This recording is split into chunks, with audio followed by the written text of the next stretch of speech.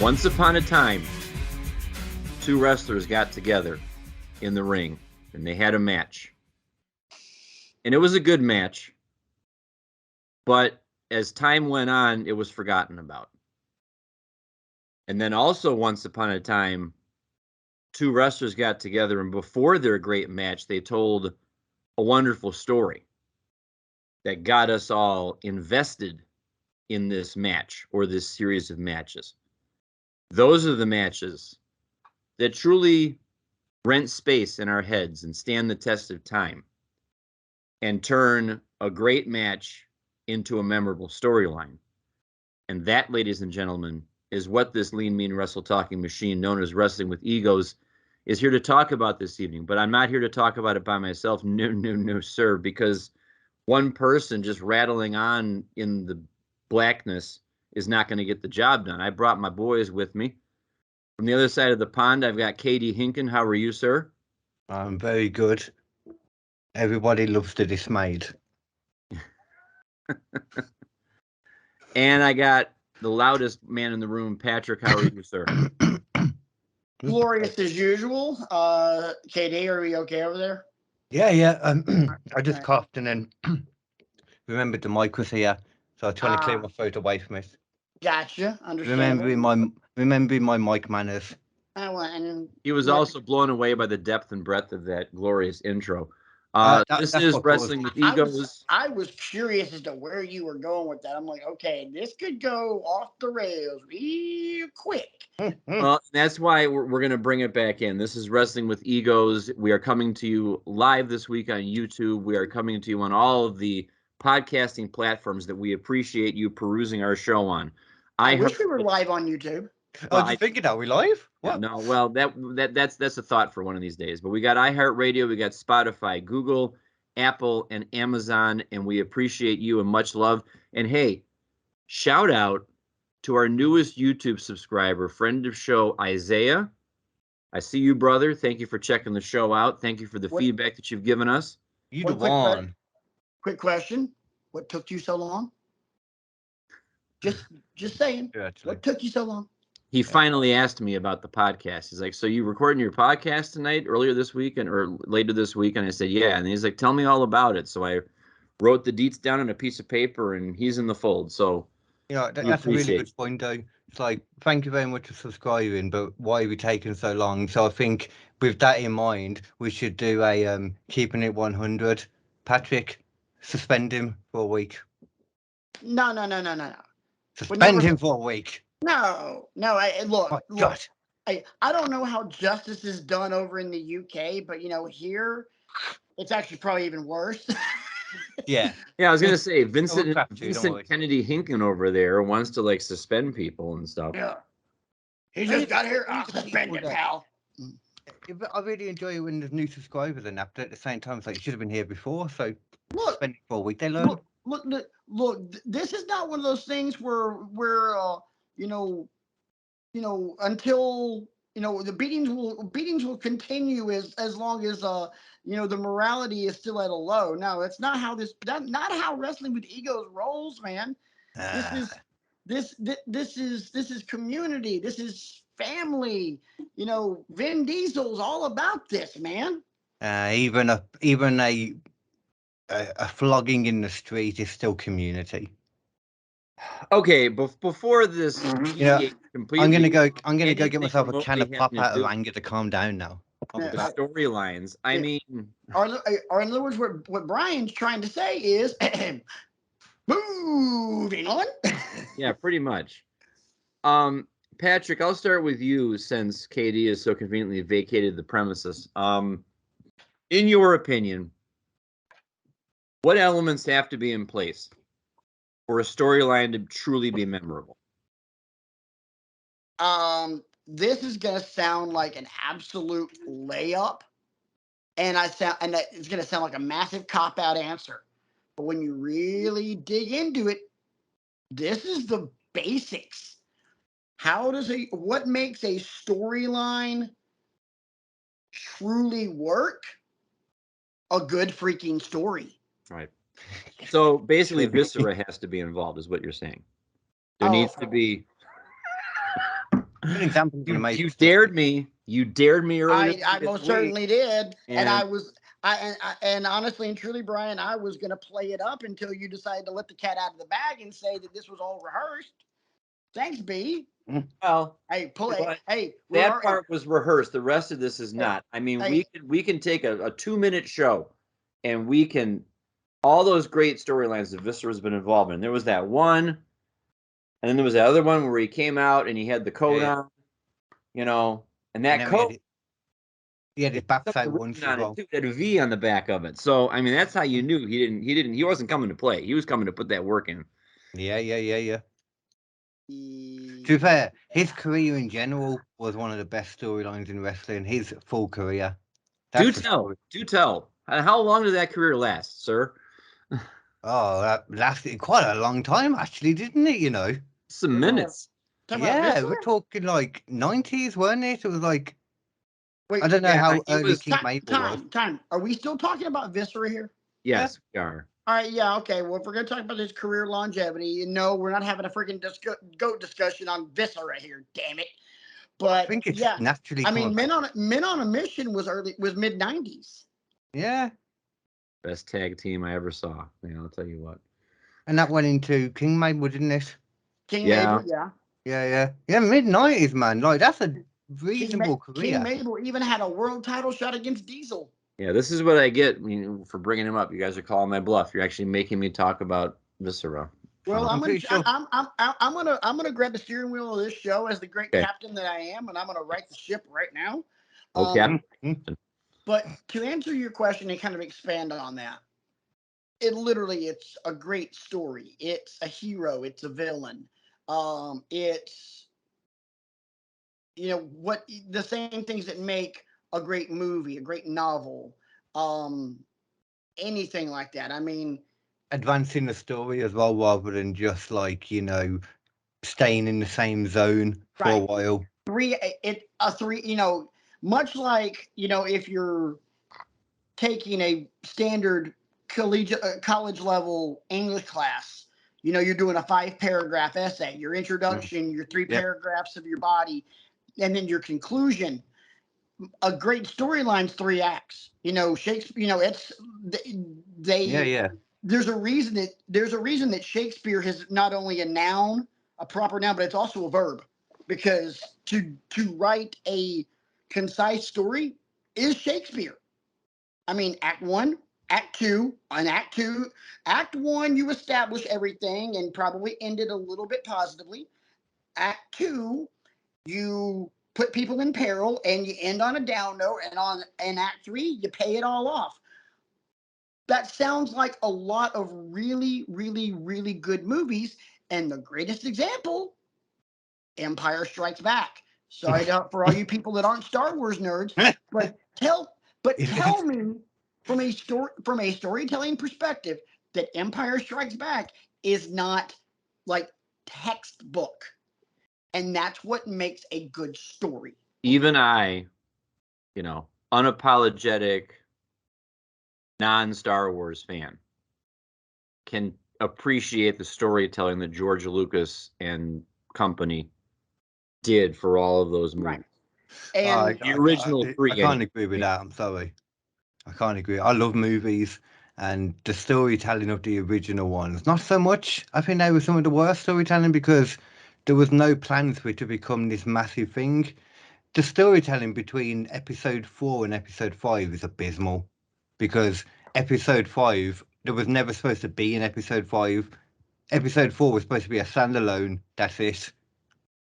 Hence why there are so many things that don't make sense in episode 5 that are suddenly, oh yeah, they were always there, they've always been a thing. Don't worry about that.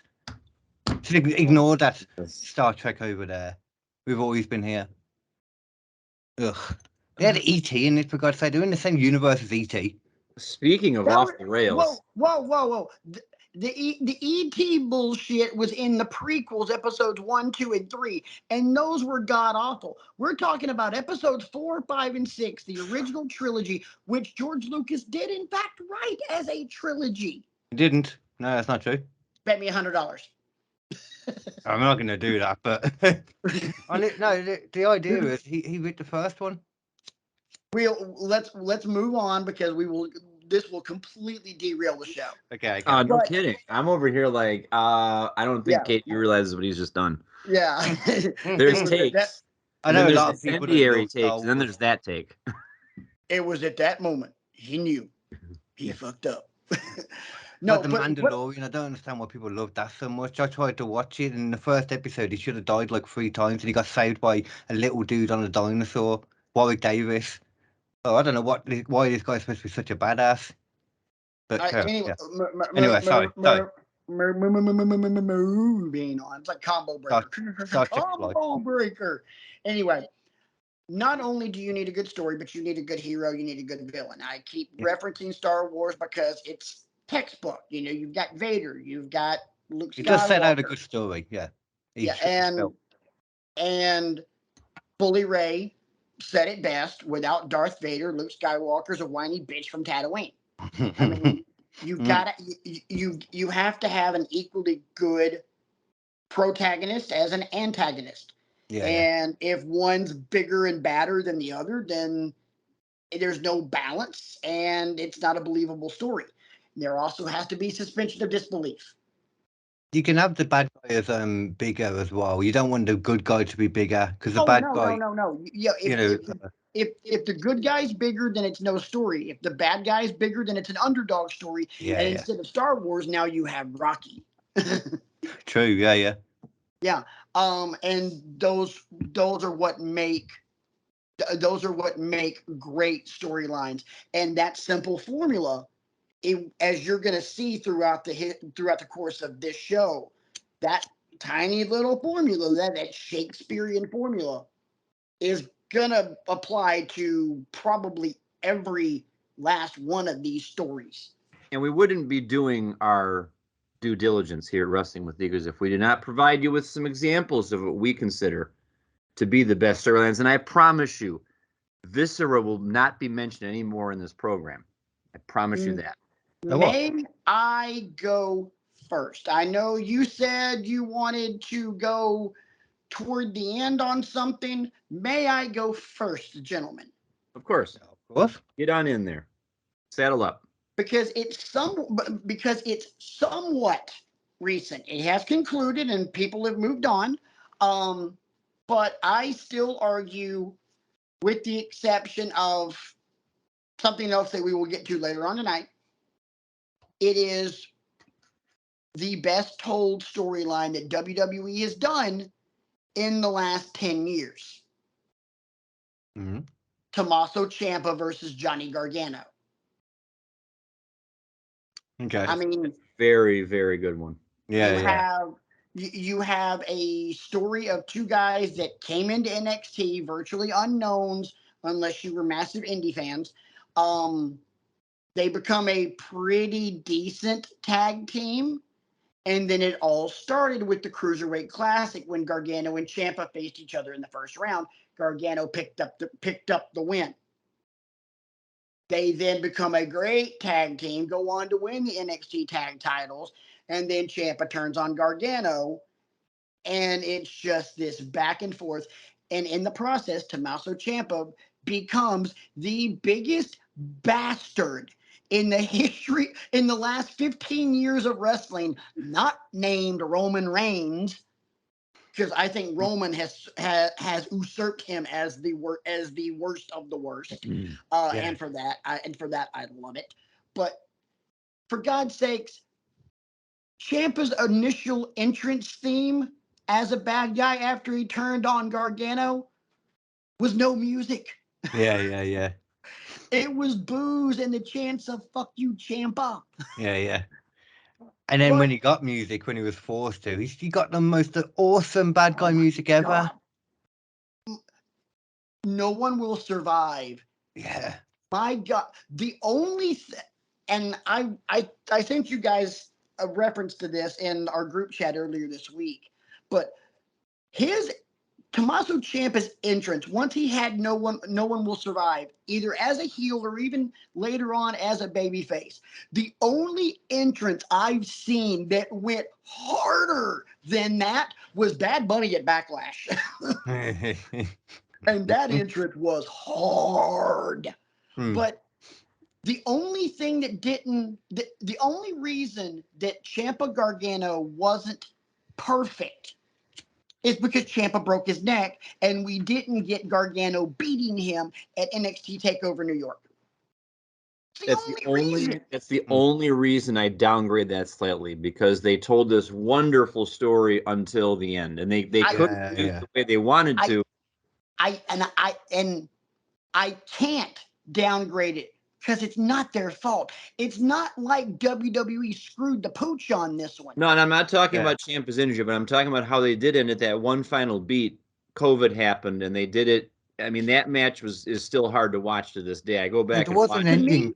There was an ending to it still, wasn't there? I felt like in the end, eventually, there was an ending to it, wasn't there? Yeah, because Gargano turned heel and eventually formed the Way with him, Candice, Indy, and Austin Theory. Yeah. But to me, that's not. I do not look at that as a part of the storyline. The storyline died when Johnny Gargano won the NXT Championship from somebody not named Tommaso Ciampa. Correct. That's fair. You know, whatever happened, they did that just to be able to say we finished it.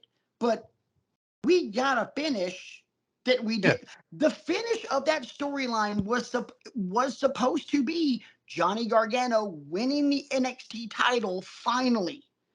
They just had to. They had to recast the villain at the end. That's the best way to put it. That's a perfect way to put it. Because the Gargano story still had the beginning, the middle, and end, etc. It's just that's the perfect way to put it. They had to recast the bad guy in the final bit because, and he still kind of put a kind of a little storyline for Ciampa too. Ciampa, his body gave way as he wanted to do that, as he finally wanted to beat. Think he lost Goldie and that, and he still came back eventually and wanted it back. And did he get it back as well? Didn't he again after that? Yeah, he won it back. Yeah. Ciampa won it back as a baby face, and eventually ended up losing it to Braun Breaker. Yeah, considering all the good. Yeah. Considering all the good stuff. Cross, as I recall. No, he didn't take it off a cross. Joe took it off a cross, and then Joe had to forfeit it because of injury, and that's when you had that fatal 4-way Iron Man match. Yes, it was and Cole. The last two guys remaining. Balor. Yeah, I like that. That was cool. Cole, Balor, Ciampa, and somebody. Yeah, that's a cool way to do an Iron Man match. That is just got to be hard to put together. You could easily tell that match was hard to pull off, and also on a soundstage. Dear God. Yeah. But for me, I start with that one because that's in the last 10 years, nothing hits harder than that. Nobody's done anything that hits harder than that. It's even good considering the faults they had. It still went well. Like I wasn't a huge NXT guy. There's been times when I've heard about storylines that gone into it, for example, and times when I've just watched the pay-per-views in general. This is one of the storylines though that got me, like that I heard about and I got into myself. It was good. So and the lengths that Tommaso Ciampa went to. I mean, every dastardly thing under the sun. The one I remember is like taking Gargano's wedding band off and spitting on it and then chucking it across the stage or something like that. Like the band that he wore when he was wrestling, not his actual wedding ring. Right. And not just that, but the ways that Ciampa somehow managed to retain that freaking title. The one that killed me. I can't remember which takeover it was, but it was Ciampa Gargano, last man standing. And Gargano had Gargano handcuffed Ciampa to something, backed up, dropped the knee pad, charged at him, kneed him in the head, and he jacked his knee up, air quotes for those of you not watching us on the YouTubes, and Gargano can't get to his feet because he's hurt his knee. Yeah. And the only reason Ciampa gets to his is because he slid off the stage onto the floor, handcuffed, and managed to get his feet on the ground. Yeah, it was up the top. And he was laughing the whole time, as I recall. That one, look. That one made me angry. I'm like, okay, you jackass. Exactly. Yeah. suspension of disbelief. Because think about this, especially in a wrestling storyline, we all know this shit's scripted. Yes. And for us to just straight up get lost in that and get pissed because that son of a bitch Tommaso Ciampa managed to slither his way out of this with the NXT title. Mwah. Chef's kiss, baby. And he's going to carry on at some point. That just meant the story had another round to it, or another. I mean, dude, they can always go. Whatever. They can always go back to Gargano Ciampa, and honestly and truly, I would love, if it happened on the main roster, Yeah. sign me up. That's baby. the thing, they could do it again. I think my favourite thing about that storyline in particular, though, was the beginning, the way it started. It wasn't it straight from one of the FTR matches or a good tag match in general. No, it was a ladder match for the tag titles. And Yeah. I want to say it was FTR, DIY, and the Authors of Pain. Yes. And the Authors of Pain retained, and Gargano and Ciampa are on the top of the ramp in Chicago, and that's when Ciampa ran Gargano's head into the LED board. Yeah, that was it. Yeah. Okay. Yeah. Yeah, good stuff. Can I give you? I'll give you my first submission for the evening. All right. And Patrick, I don't think you're going to like this one. Oh, boy. Because it's against type for me to come up with a match from this promotion or a rivalry from this promotion. We're going to go extreme. Oh. We're going to go ECW. Wait, time. Yes. You're already starting this. Why am I not going to like you? What are you talking about? I thought you said you're not going to like me. No, I said I think you're going to be impressed with me.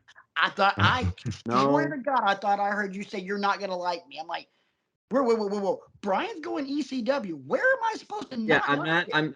I'm not talking about the Blue World Order feud from, that's not what I'm talking about. They never really had a feud. I know. Yeah. But you know who did have a feud, and it was a damn fine one, is Tommy Dreamer and Raven. Oh, yeah. I'll tell you why. The best feud ECW had. This was the first time. This is one of the first, as a consumer of wrestling, not as a kid watching wrestling. This is one of the first long-term storylines that I can remember reading about, watching, that kind of thing. And it shows Paul Heyman's genius in terms of long-term storytelling. We crave, as a wrestling fan, we want a long build. We want to play the long game. We've talked about that a lot on this show. Mm-hmm. Tommy Dreamer and Raven come into the promotion pretty much around the same time, and every single time they wrestle each other, Raven always wins. Raven wins, lull, that kind of thing. And it drives Tommy Dreamer nuts and all this stuff until the final time. Raven's on his way out. And this is at the nadir of ECW anyway, but Tommy Dreamer wins the final match between the two of them before Raven leaves, never to return again. And I remember he came back. He did come back. Everything I've read, Raven came back toward the true end of ECW and actually won the tag team titles with Dreamer. Okay. Oh, okay. That's funky. Dreamer. So quick on that one. So Raven left to go to WCW. Okay. That's when Dreamer beat him for that first time. Fast forward, the Dudleys are on their way out and headed to the WWE. And they just won the World Tag Titles. I think it might have been Hammerstein Ballroom or somewhere like that. It was one of those. But they're on their way out. And Bubba Ray Dudley cuts this beautiful promo talking about laying the belts on the desk of Vince McMahon, blah, blah, blah, blah, blah. And here comes Tommy Dreamer, the savior, the hope, the heart and soul of ECW. He's going to take them both on by himself because I can't let you guys take these titles, blah, blah, blah, blah, blah, blah. Mm. Just as the Dudleys are about to hit 3D on Dreamer, in slides Raven. They both hit simultaneous DDTs. 1, 2, 3. Dreamer stands up, turns around, sees Raven, who has both title belts, shoves one in his chest, and Dreamer just looks like someone stepped on his dog. You know what's kind of cool then? That's like a really cool kind of epilogue to that whole story, you know. Oh, it was. And Dreamer I like and that. Dreamer and Raven were a really good tag team. They actually held the titles for a while, and actually lost them in Birmingham, Alabama, at I've Guilty always as thought, Charged or whatever that was. I've always thought, and this was the first time I'm giving you this revelation at any point on this program. I've always thought that if I was a pro wrestler, I think I'd be a lot like Tommy Dreamer, because Tommy Dreamer is more into the psychological and more into I can take a pounding, and and I've always kind of like, if you're asking me like who are my favorite ECW people, I didn't watch a lot of the promotion. I mean, it's not my cup of tea. It never really has. Patrick will tell you that. But I keep coming back to Tommy Dreamer. He's not the best athlete. He's not. I mean, yeah, he had a good look, and the girls loved him and stuff like that. But he had to scratch and claw against all these other grandiose, outlandish personalities that promotion had to get respect, to get, I think that's why Paul Heyman kept coming back to him. If I need a storyline that needs advancing, I could do a lot worse than having Tommy Dreamer involved in it. Well, Tommy Dreamer was also Paul's right-hand man. Yeah, trustworthy guy as well, I imagine. He seems trustworthy. He just has that air about him. Yeah, and Dreamer had and still has one hell of a mind for the business. I mean, look at what he's doing backstage right now with Impact. Impact's doing some amazing work right now. I didn't even realize he was working backstage in Impact. Yeah, it's pretty much him and Scott D'Amore running the show. Oh, well, okay. Impact. And Scott D'Amore clearly knows what the shit he's doing. They're Katie, in what do you got? Quite a bit. Katie, you got one for us? Yeah. This is one that I thought of quite late, to be fair. While we've been on the stream, like I thought of this. It kind of fits in everything. Like I was going to say with what we were saying, just like I love a tag team that's made up of like two single people when there's a reason for it and like there's a story that goes to it, and this encompasses that perfectly. And it's also like Brian, a bit not expected probably from me to use this, but I'm going to start with an AEW one. I'm going to be diversive, inclusion. I'm going to have an AEW one. And it, in all honesty, would probably be the only storyline that would qualify for this in the history of AEW. But Omega versus Hangman, that whole thing, that long term, you could tell they put so much thought into that. Like they'd probably come up with that for years together, like that whole concept of it, the long tag team stuff, and then it just led into that, and eventually, like ended with. I'd say it ended more so with the eventual title match, between the two where Hangman won it, I think. Yeah. All of that. I will agree. Now, I would not put it on the same level as some of the ones that we already have talked about and will talk about. But as far as AEW is concerned, I think that is the most concise storyline. Yeah. They've put together. I thought that, especially not necessarily Kenny. Kenny wasn't a great heel. He had Don Callis doing all the dirty work for him. But it wasn't necessarily Kenny being the heel as it was the rise and fall, or the fall and rise of Hangman. Yeah, he was the guy. Hangman became uber sympathetic. Mm-hmm. I mentioned before, like several years ago when this was all going on, how much what Adam Page was doing at the time resonated with me. Because we all have moments of self-doubt. We all have moments where we wonder, geez, am I good enough to see whatever I'm doing through? Am I good? Yeah. And you felt that through the screen when you would see Hangman cut a promo, or Hangman take a pinfall loss in a match, or Hangman screw up and cost a team a match or something like that, or the the implosion of the Elite at the time where they were all like, and I would also argue that's a component of a good storyline. It's got to make you feel something. Yeah. It can't just be a boilerplate by the numbers nice match between, Daniel Bryan and, Christian, for example. It's got to be, there's got to be some heft behind it. There's got to be some weight behind it. Yeah, and And constant things definitely happening. those things with Hangman Page versus Kenny Omega. Right, and I remember Brian and I actually went to a movie theater to watch that one on closed circuit. I guess that's what you would call it.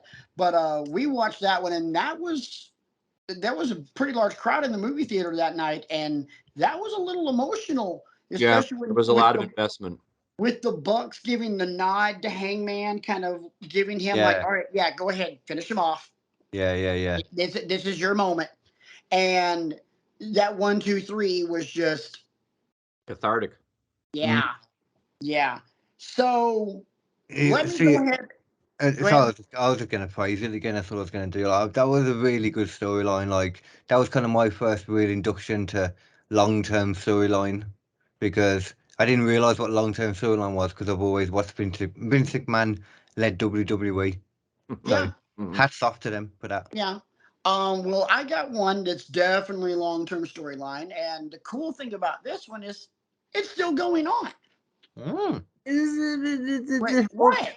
Dude. If you're going where I think you're going, I think we might want to save that, because that's the one that's on the tip of everybody's tongue, and we're not basic here wrestling with egos. We want to broaden your mind, and we want to. Then I got another one.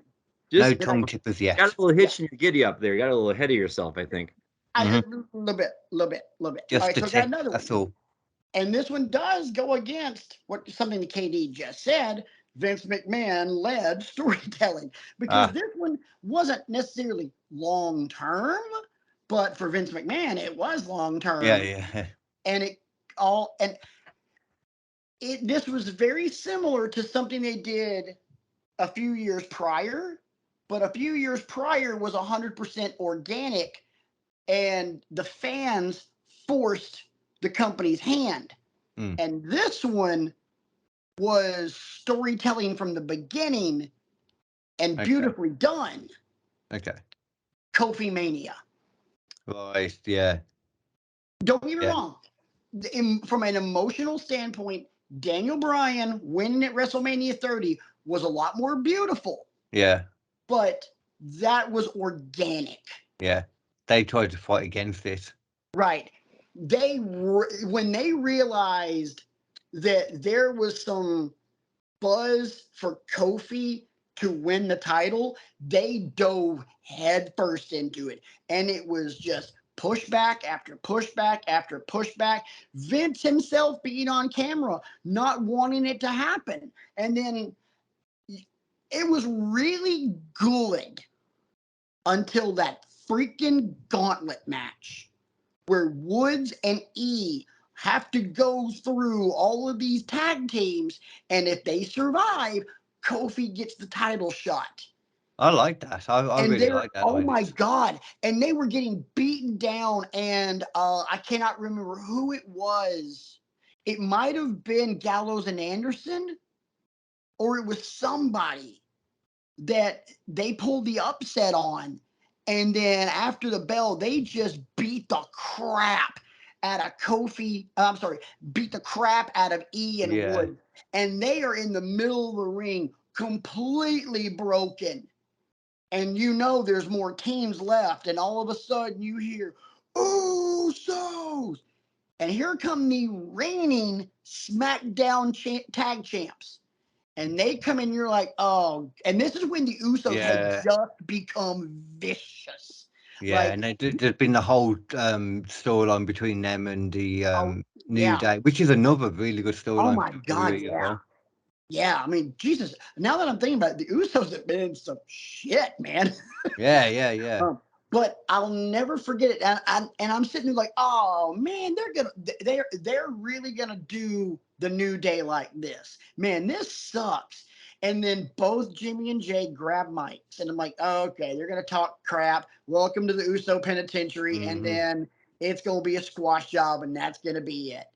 And talking about all the respect and the wars that they've had, and then all of a sudden, New Day, we forfeit. Yeah. It was so cool. I thought you were getting ready to say you hated that, and I'm like, well, hold on a second, sir. Yeah. No, dude, that was. I need you to step into my office so we can have a chat. I didn't see that coming. No. So when it was we forfeit, I sat back on the couch like, wait, what? Because I'm like, that is amazing. Mhm. And then obviously they survive by beating Rowan and Daniel Bryan at the end. And then we all know that match that Kofi and Daniel Bryan had. And then just the culmination of Kofi winning and the way that Ian Woods unveiled the traditional WWE Championship and put that on Kofi, man. Oh yeah, because it was the hemp one, yeah. Yeah, because Daniel Bryan had the hemp belt, but that was just it wasn't nearly as long term as some of these other storylines that we've talked about, but man, was it good. It was very well put together. Like you said, I never even thought about that it really was like storyline from the beginning. They made it happen. That was from the Mustafa Ali, wasn't it? He got injured and they put Kofi in, and the reaction he got in the chamber. Right. Started Kofi got in the chamber, and then everybody got behind Kofi, and then right there they realized we got something we can roll with here, boys and girls. Mm-hmm. Yeah, you're right there. Worked perfectly. Feel good. Yeah. And so, to a degree, yeah, the fans made that happen, but it wasn't nearly as organic and forced the company's hand as Daniel Bryan at WrestleMania 30 was. Well, he'd been there for like however long anyway, you know, Kofi Kingston. So there's obviously something that was done right at that point in time to make that happen. So people that dislike WWE, you know, I understand you can go against this if you want to, but that kind of says it all to me. That does. Our eagle-eared listeners of Wrestling with Egos will recognize that I have talked about this next storyline a bit in an episode a couple of weeks ago. And that's actually why when we had floated the idea for this topic, this one was the first one that popped into my head. I'm going to take you back to the year 2008. And I'm here to talk about the brilliant rivalry between Shawn Michaels and Chris Jericho. Because, gentlemen, these two had a great rivalry at WrestleMania 19. It was built on, you know, I just got to know if I'm the better, you know, who's the better man, and I respected you growing up and that sort of thing. Well, they ran it back 6 years later. And both men had matured to this point, and both men had changed their presentation. And I would argue that the mark of a great heel is that he can make you hate him even when he's spitting truth. Yep. And that's all Chris Jericho did during this whole thing, because in my preparation for the show this week, I found, I think it's Wrestling Bios on YouTube has the complete story of a lot of these rivalries. And I was able to type in the YouTube search Chris Jericho, Shawn Michaels 2008, and they were the first one. And I got to see, you know, of course, they can't use the WWE like audio and video footage, but they use still photos and stuff like that. But it reminded me, like, and then I actually went and found the actual Raw promo of Jericho putting Shawn Michaels' head through the extremely expensive Jeritron 3000. Because it was all based off of, you know, they were coming off the Ric Flair retirement match at WrestleMania 24. And then Batista was really ticked about that. Like, I can't believe you retired him. And Shawn Michaels is like, I told you I did what I was going to do. He wanted my best. I wanted his best. And it was just about who's the better man. And Jericho wanted into that triple threat match. And no, it wasn't Eric Jericho Bischoff. was a referee. No, well, he wanted to be part of the triple threat. He wanted to be part of the title match at Backlash. And it wasn't Eric Bischoff. It was somebody else. That it might have been Teddy Long. Said, well, you can be the special guest referee player or something like that.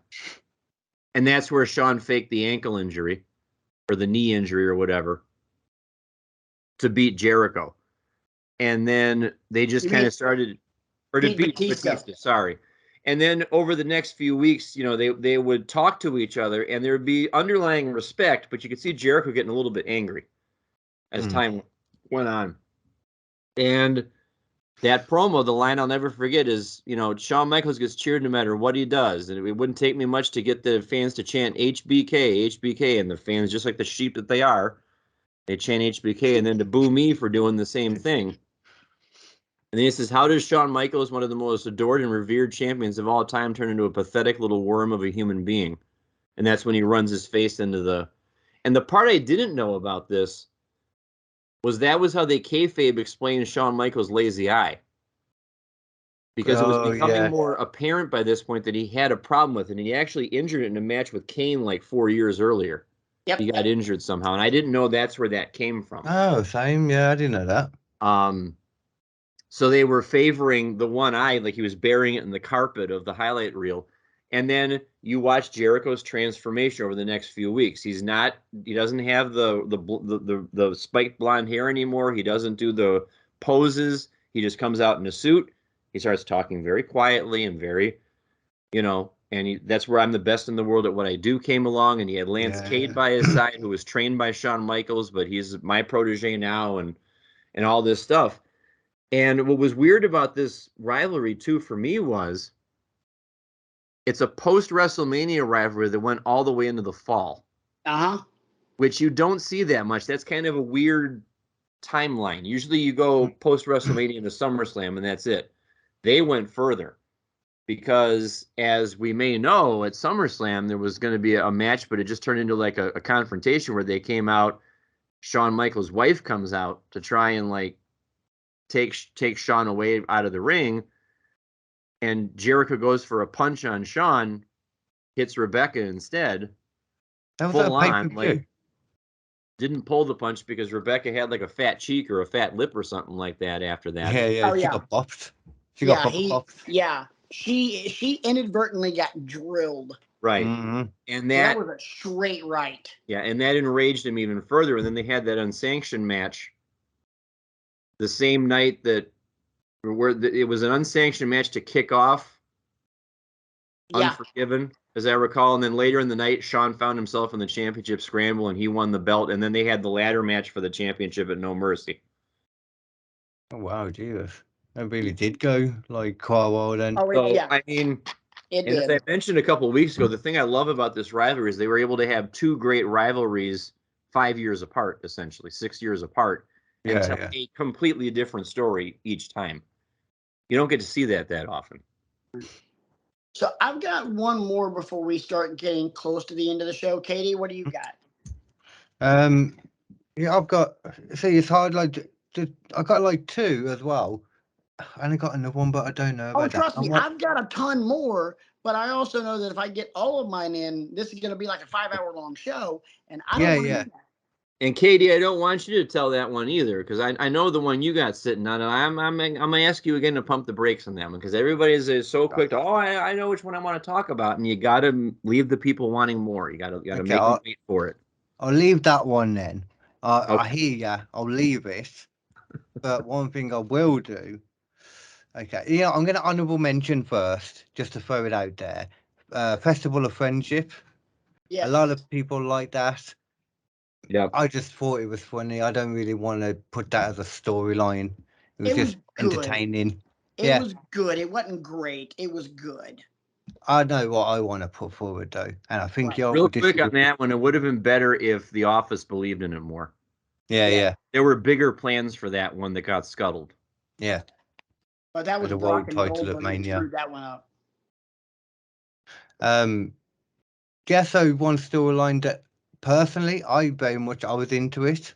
The Alliance whole takeover thing. ECWCW. I didn't like it because there was so much more they could have done. And granted, they didn't have the big contracts from WCW.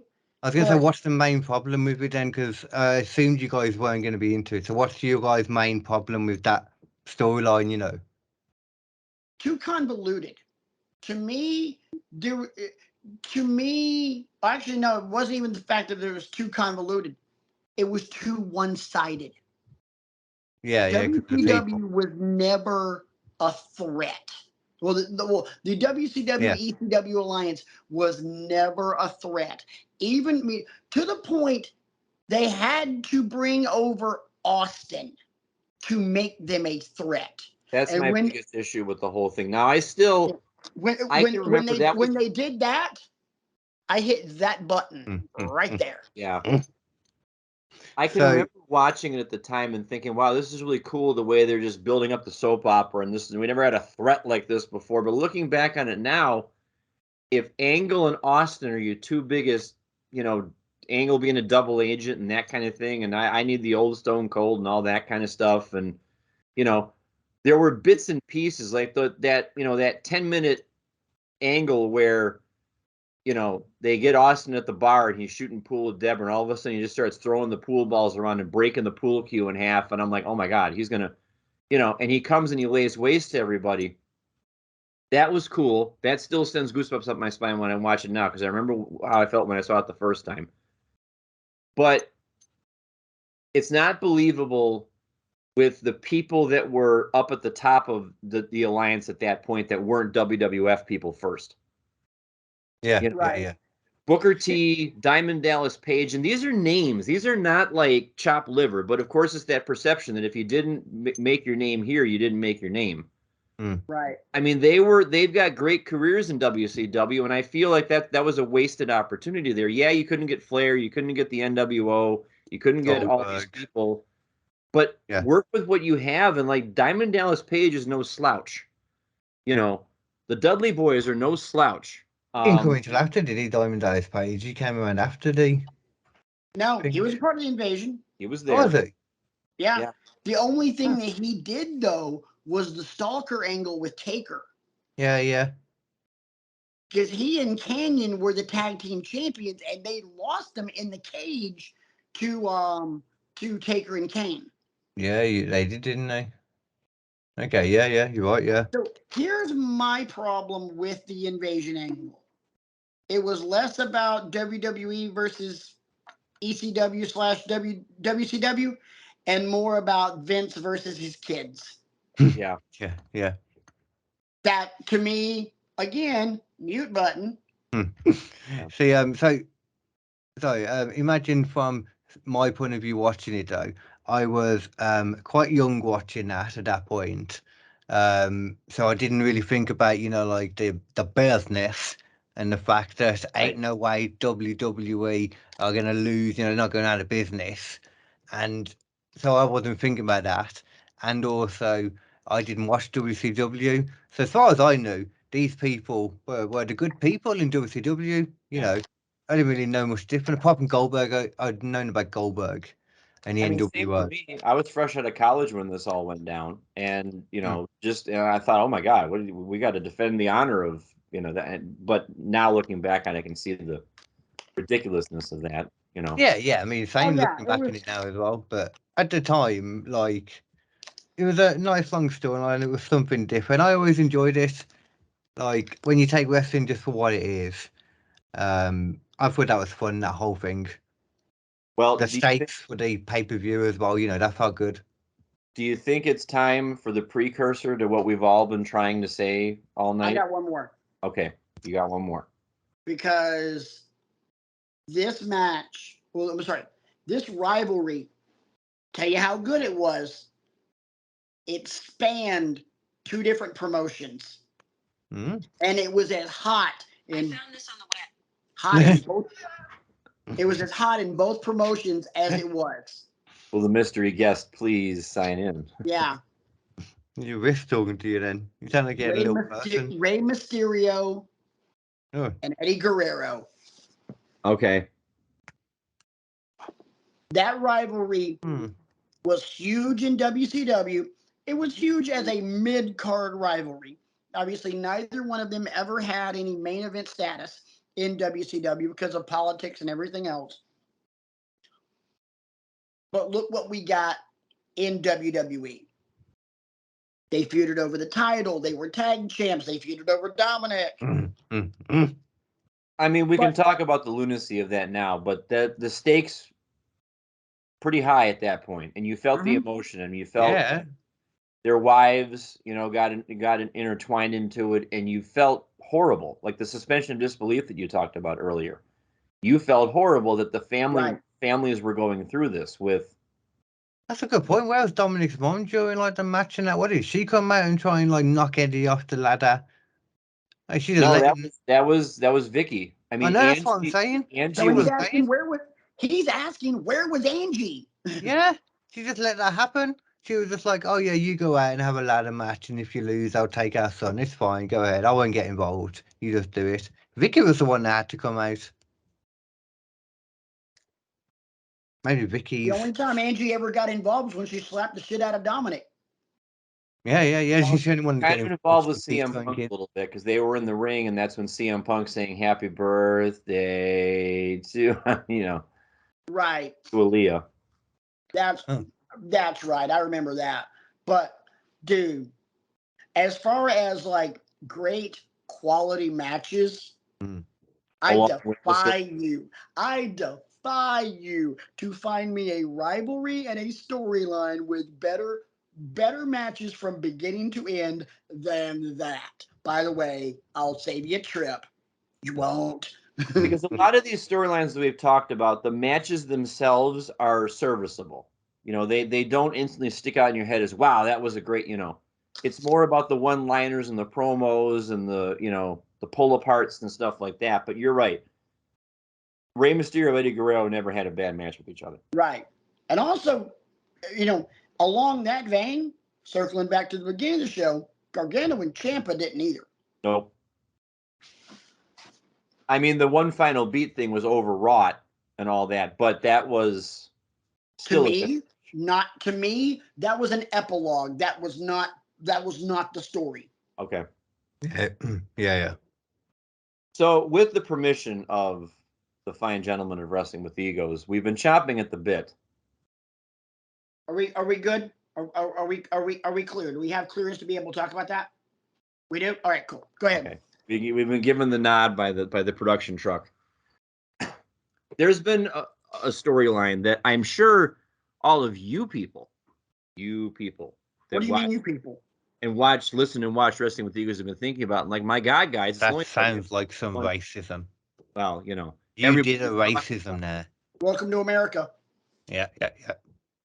My final submission for storyline is a thin sliver of the only storyline really worth mentioning right now in professional wrestling.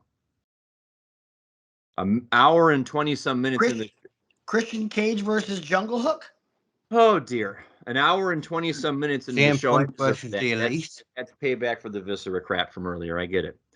An hour and 20-some minutes in the show, we are finally uttering the words bloodline, but it's not for what you think. I am here to put forth to the court that if Sami Zayn does not get inserted into the bloodline in late April, early May of last year, of 2022, the story does not have the legs that it has to this day. Yeah. And here's why. When we were talking about our male wrestlers of the year, and we put forth Sami Zayn, I could not think of an example of a wrestler that had a more disparate first half, second half of a year as Sami Zayn had last year. Because last year at the beginning, he was doing the jackass crap with Johnny Knoxville, which was wonderful for what it was. And then all of a sudden he comes off of that, and he's ingratiating himself to Roman Reigns and Paul Heyman in the bloodline. I'm a locker room leader. I got the pulse of the locker room, and here's what I've been hearing. And little by little, he starts proving his worth to the bloodline, and he turns into Christopher Walken chewing scenery and earning Best Supporting Actor Oscars, in my opinion. That's a great analogy. That is a great analogy. He's talking about, he's slapping with Jimmy and my dog and all that stuff. And he's like, I guess Jay isn't just feeling oozy tonight, and breaking everybody, including Paul Heyman, which you can't really do that much. Also, even though they try to hide it, also breaking Solo. Yeah. Totally. In my opinion, that bloodline story runs out of steam if it's just Jimmy and Jay and Paul Heyman, and puts Solo Sikoa in there if you want to. 1,000%. And the biggest reason why Sami Zayn has made every single member of the bloodline look inside themselves and talk about, where do my loyalties lie? Sami is getting me to think about the bigger picture here, not just myself. Like, who do I really believe in? Who do I really love? Roman, The Usos, hell, even Solo, to a point. Paul Heyman for sure. It's just I can't. It's to the point where I cannot imagine the storyline advancing without him, and that's the mark of a good storyline. Is if you start subtracting parts from it, is it a story anymore? Yeah. With most of these that we've talked about tonight, you can't. There's no interchangeable parts here. That doesn't work if you put Mustafa Ali in his place. That doesn't work if you put Kevin Owens in his place. I mean, it just doesn't. It doesn't have the same legs. Mm. Without Darth Vader, Luke Skywalker is a whiny bitch from Tatooine. Without Luke Skywalker, Vader's just some burnt to a crisp asshole in a suit. Yeah, I mean, it takes two to tango. We say that a lot about a good wrestling, any part of wrestling. I mean, you're only as good as your dance partner. Mm-hmm. Luke Skywalker, Darth Vader, MacGyver, and Murdoch. I mean, the list goes on and on. You need that antithesis,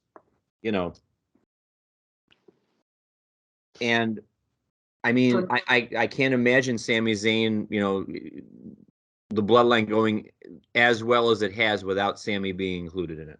For me, bringing Sami in gave you an underdog. It gave you someone to be sympathetic for. And once he ingratiated himself into the bloodline, you knew, and that's the beauty of it. Because once he was in, you knew there was only one way this was going to end.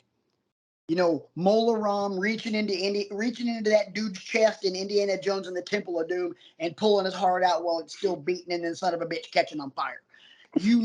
That's the only. It's Godfather 2. You broke my heart, Fredo. It has to.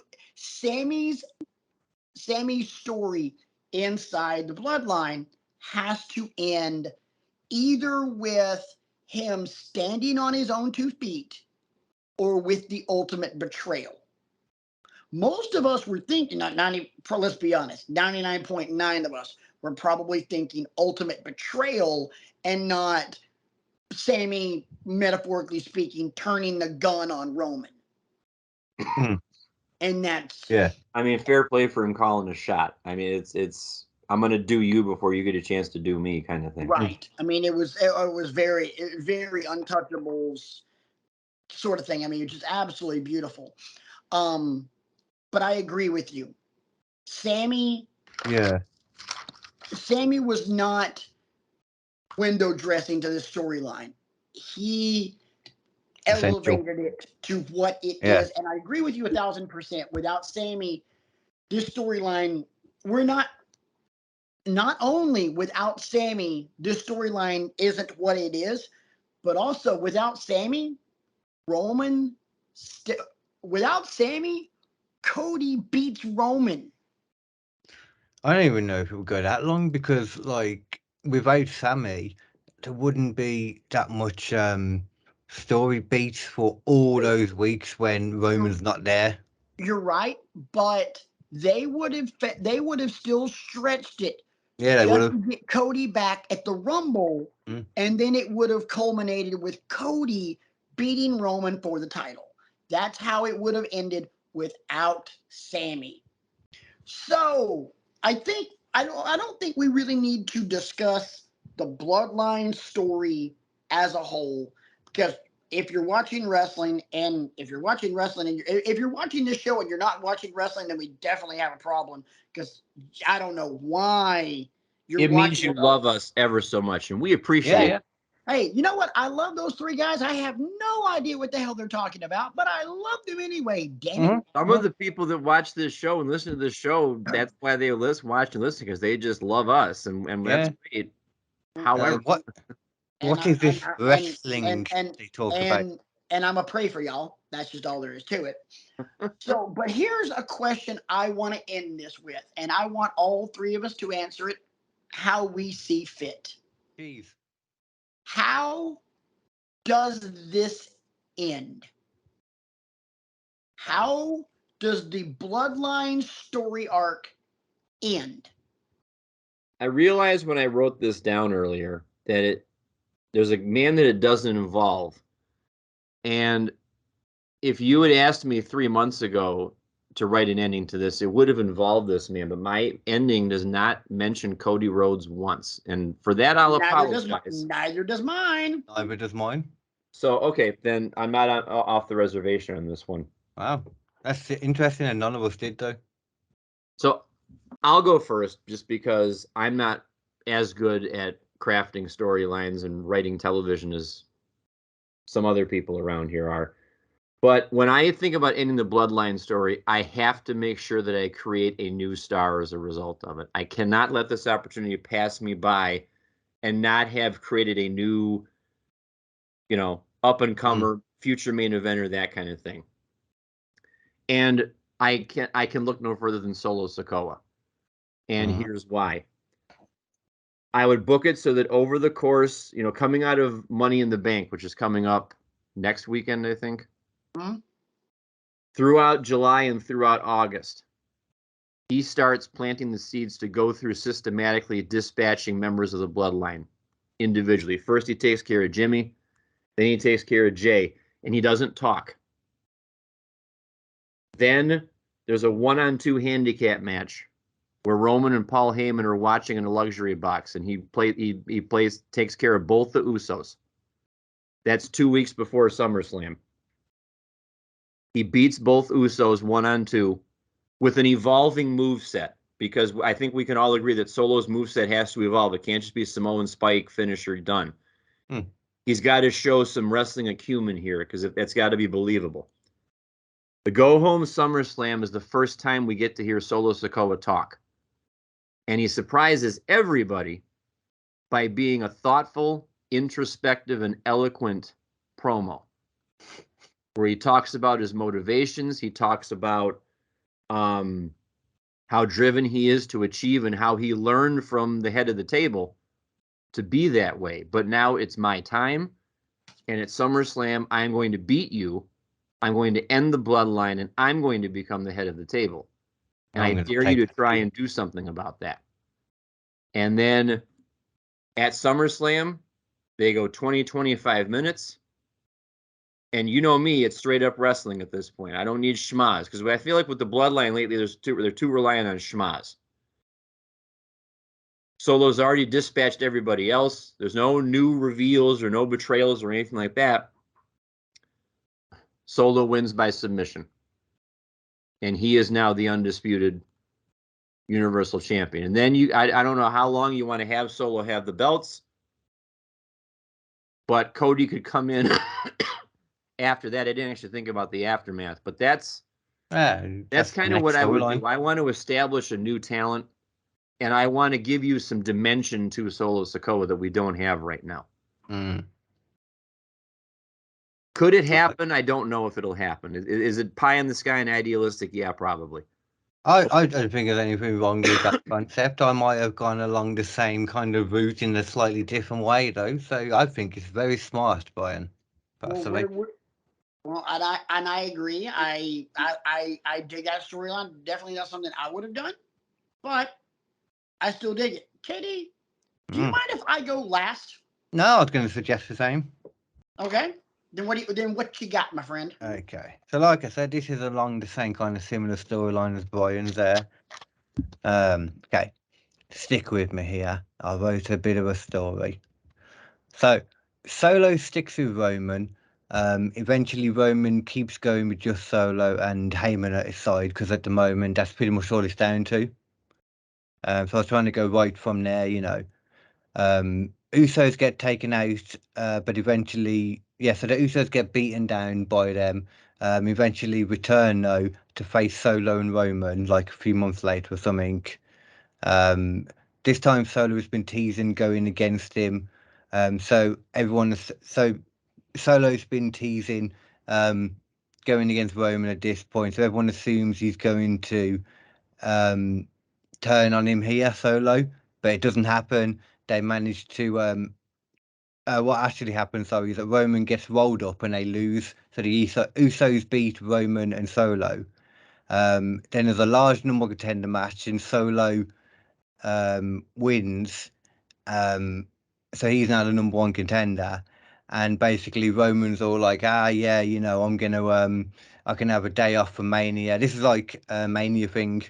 So I can have a day off for Mania, then we don't need to. You can just forfeit the title, etc. I can have, you know, it's cool. Go on. So he has to come in and sign the contract, you know, to be like, yeah, okay, I'll forfeit the match and that. You can have a day off, etc. That was the idea. But then it turns into like, think the Batista versus Triple H moment through the. They can even have a head of the table match. Yeah, that's what they can do. And then for the next couple of months, it's just fight after fight between Solo and Roman. And he's lost almost everything to keep the bout. And he says basically that if he loses it to Solo, then he's out of here. Yeah, that was the end of the real story there. So basically, he's with him the whole time. The Usos are out of this the whole. The Usos aren't really. You could interchange the Usos with anyone. The idea is just eventually Solo will. Well, it'd be very much like Batista and Triple H, that kind of way, going with Evolution. That kind of beat. I like that. 1 second. He's got to chew on it for a minute. He's got to. Literally. Like the whole I know the other ways just feel kind of overdone lately with the turning, you know, and because the good thing about the Bloodline has been so much going on in that storyline that you know you got to work to do something that hasn't been done in it before. So here's what I've got, and the only thing that mine has in agreement with KD's is this ends with Roman's retirement. Because sorry, there's nowhere else to go for Roman Reigns. Yeah. After this, I mean, there's nothing else to do. When this is done, he has to be done. Definitely disincarnation of it, anyway. But mine takes yet another interesting turn, because through these next months, it's Roman and Solo versus the Usos. And meanwhile, Sammy and Kevin are still circling around there because Sammy wants to help. That's been the whole thing from the word go. He cares about Jimmy and Jay. And that starts it all, because this has all been, because think about this, boys and girls. We're talking about Roman and Solo and Jimmy and Jay, but we are not talking about the greatest mastermind in the history of this business, Paul Heyman. Yeah, actually, he disappeared out my story. This is an entire elaborate ruse to get Sammy and Kevin exactly where they want them. And they strike. The Usos regain the tag team championships with the help of their brother and the tribal chief. And Roman is happy because everyone has once again fallen in line. But as it's now 3, sometimes 4 on 2, the odds get evened up with this echoing sounds of these melodic war drums that we haven't heard in quite a while, and down to the ring charges the 6'4", 250 some odd pound Drew McIntyre. Oh, okay. It's Drew's involved, and now Drew is helping Sammy and Kevin systematically pick apart the bloodline, and it culminates in Philadelphia next year with the 3, 2, 1 Claymore. 1, 2, 3.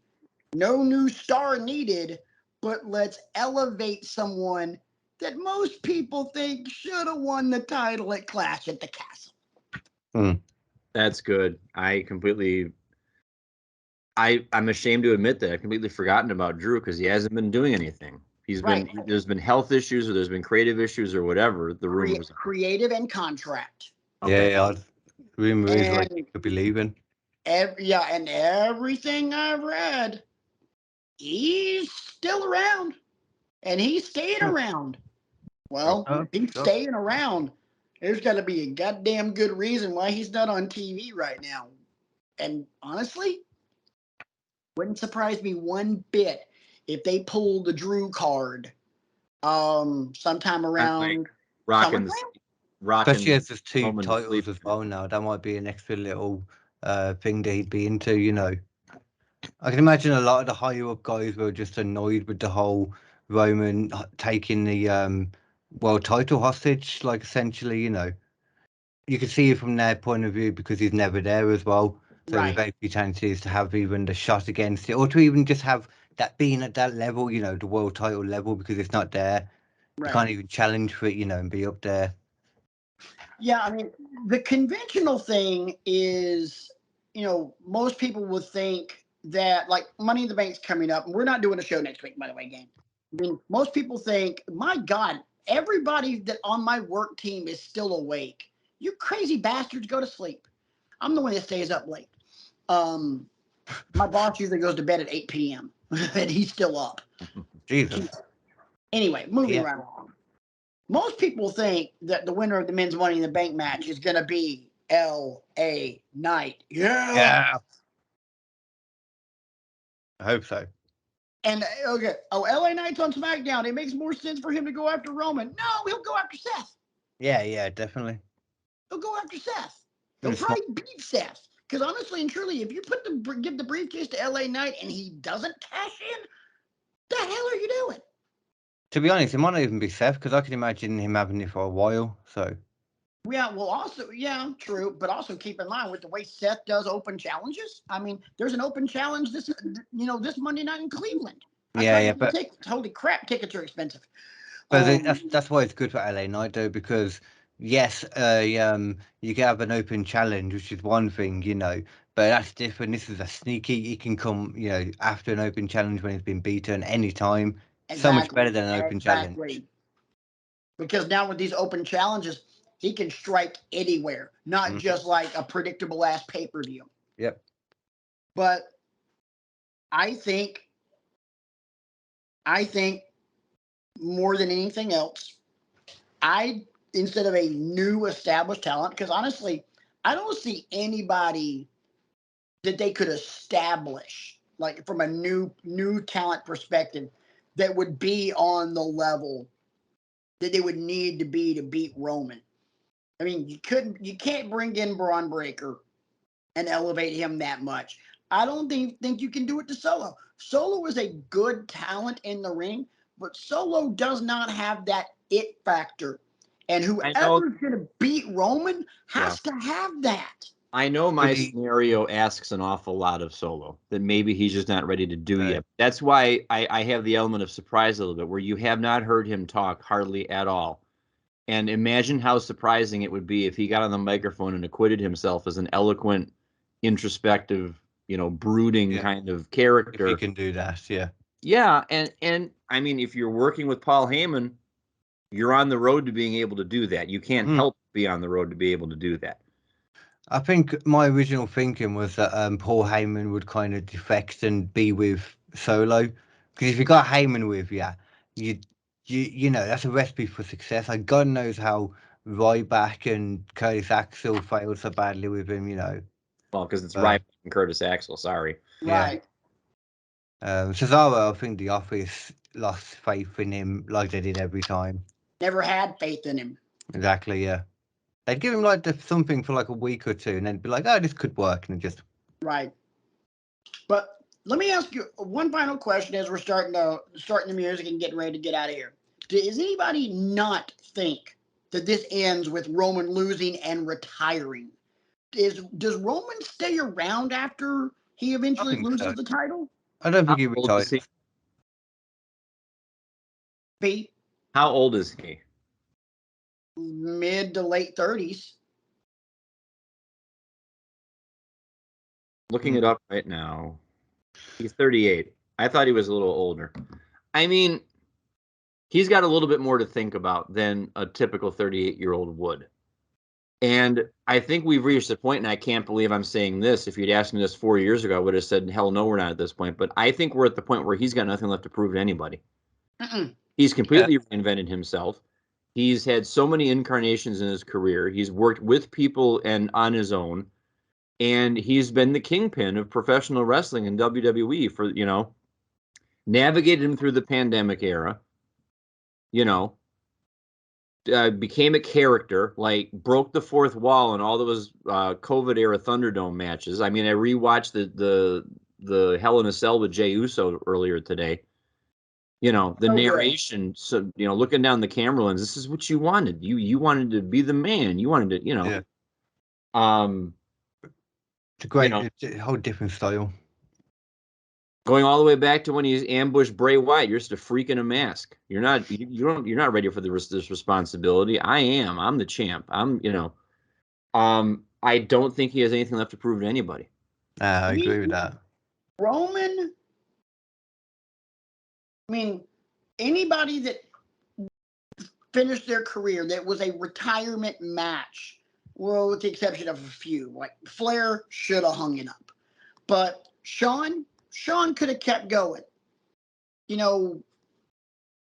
Roman is one of those guys, he could end it now. And I also think he would stick to his word. He's not going to come back for a payday. He's a man of principle, I think. Not just that. Roman literally would have nothing to prove. I mean, The Rock could come back and there would be something to prove. Cena can come back and there's something to prove. Roman, at where he is now, losing the title, here's another movie reference for you, boys and girls, is Hans Gruber falling to his death from the top of Nakatomi Plaza. Yeah. Yippee-ki-yay, mother effer.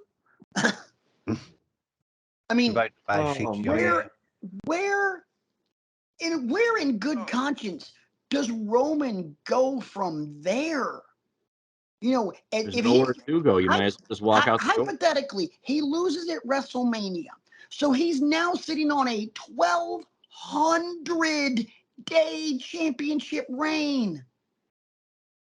I mean, he could even go through though. He could have a moment when he just can't do anything. Comes back eventually. Maybe he's out for a bit, and then he just can't do anything when he comes back. And maybe a redemption arc even. It's one way he could possibly go with. Honestly, I don't even think it would be a redemption arc if he went away for a year and came back.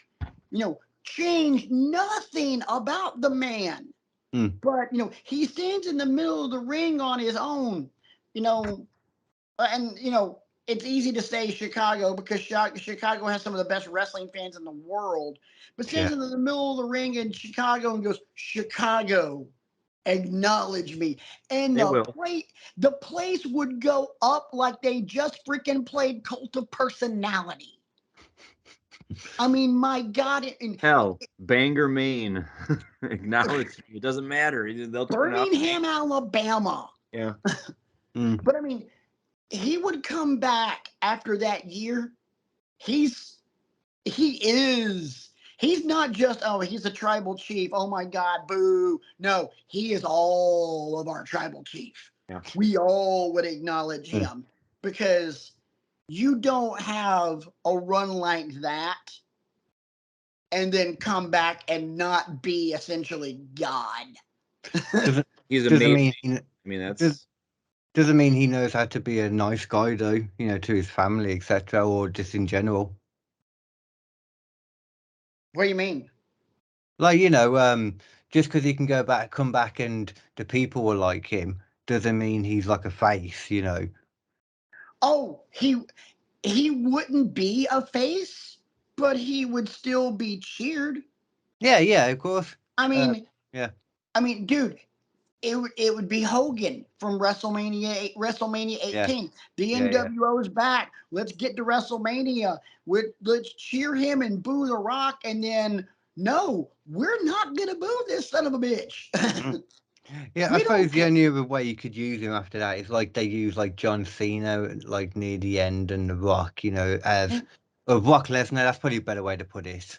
Like as a proper gatekeeper, he could be like that kind of thing. Maybe that's about it. I suppose. If Roman came back after this title run, I think it would be just one big last hurrah. And honestly, I think it would look a lot like Edge. Mm-hmm.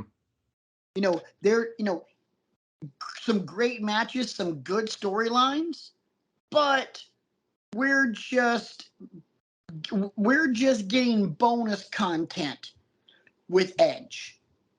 Yeah, we'd be getting bonus content with Roman if he if he came back after the end of the bloodline. It's a huge age difference, though, isn't it? That's the only difference. Like the one thing you're forgetting about is why Roman. I think Roman would stay after it.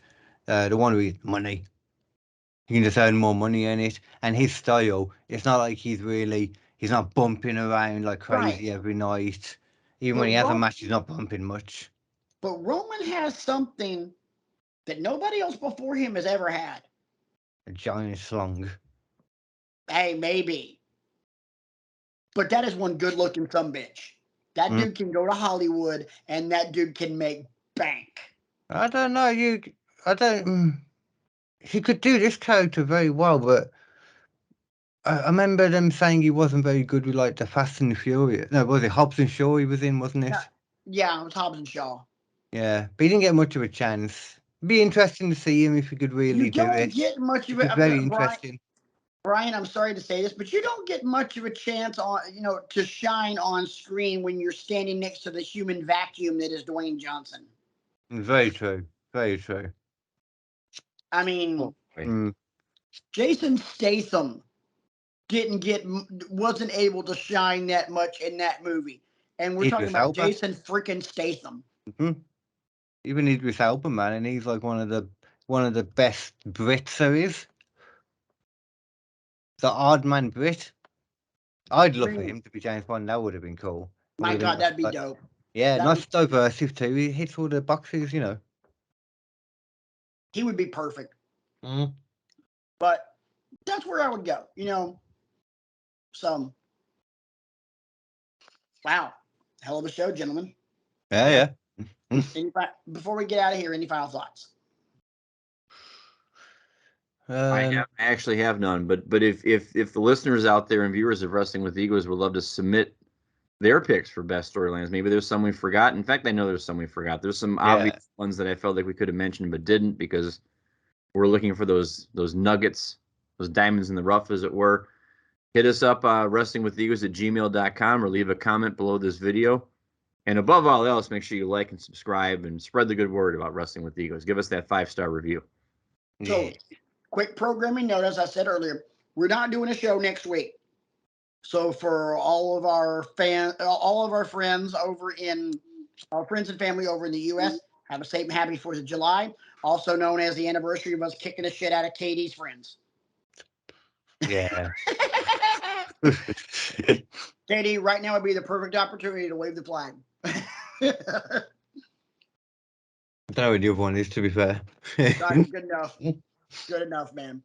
But seriously, have a safe and happy 4th of July. We'll see you guys after the 4th. Hopefully I'll have a voice by then because I got tickets for 2 baseball games. Yeah. I actually hope I survive because I'm going to the game on July 4th with Jen, and she might throw me over the wall to my death, and you guys actually might see me die in right field. Oh, okay. In like a Maud Flanders type deal. Well, she's a hardcore Cleveland baseball fan, and Atlanta's playing in Cleveland for July 3rd, 4th, and 5th.